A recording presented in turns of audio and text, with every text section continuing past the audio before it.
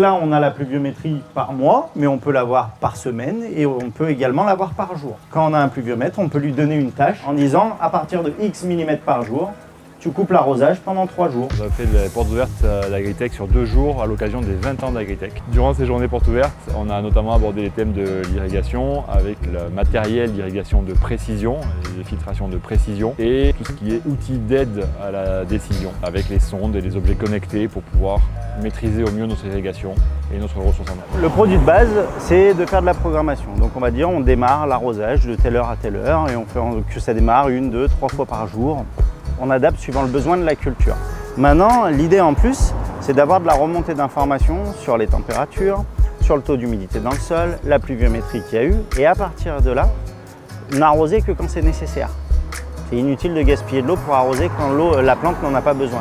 Par contre, il peut aussi s'avérer des fois qu'on n'arrose pas suffisamment alors que la plante en aurait besoin. Et là, on a des sondes tensiométriques qui nous permettent d'avoir ces remontées d'informations.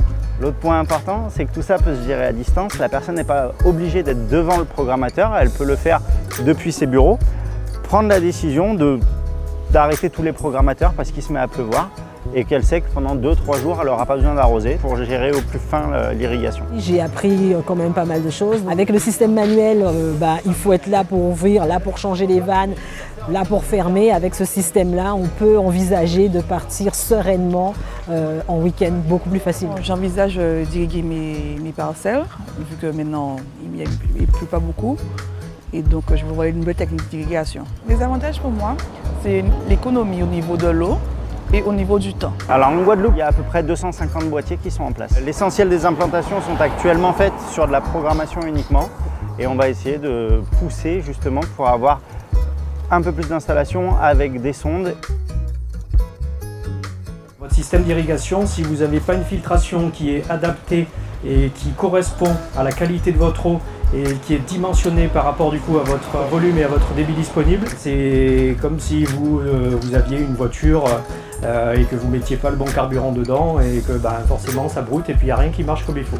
Alors on est à FIM aujourd'hui, on est leaders mondiaux en termes de micro-irrigation. On va être spécialiste sur toute la fabrication de matériel irrigation goutte à goutte, filtration, toutes les technologies pour apporter la bonne quantité d'eau au bon moment, au bon endroit. Nos goûteurs, quoi qu'il en soit, que ce soit sur ce que vous avez qui est en train de passer, qui sont les goûteurs Unirames ou même sur de la paroi mince qu'on a vu tout à l'heure, on a fait le choix de toujours travailler en fait sur le centre du flux, là où l'eau passe le plus vite et là où elle a le moins de risque d'avoir des impuretés. L'eau va s'écouler en fait ici ? Oui. On travaille aujourd'hui avec un réseau de partenaires sur le terrain, compétents, et sur la Guadeloupe, donc nous avons choisi Agritech. La filtration à sable, elle, on va vraiment l'utiliser sur des eaux qui vont être très chargées, sur des eaux de rivière. Ça c'était super intéressant. Par exemple, là à la fin, on a découvert un goûteur qui était vraiment spécifique aux pépinières. C'est super intéressant parce qu'on peut être tous agriculteurs, avoir des projets différents et avoir des spécificités parce qu'on a une vision différente. Donc j'ai trouvé que les outils qu'ils proposaient étaient vraiment adaptés, adaptables.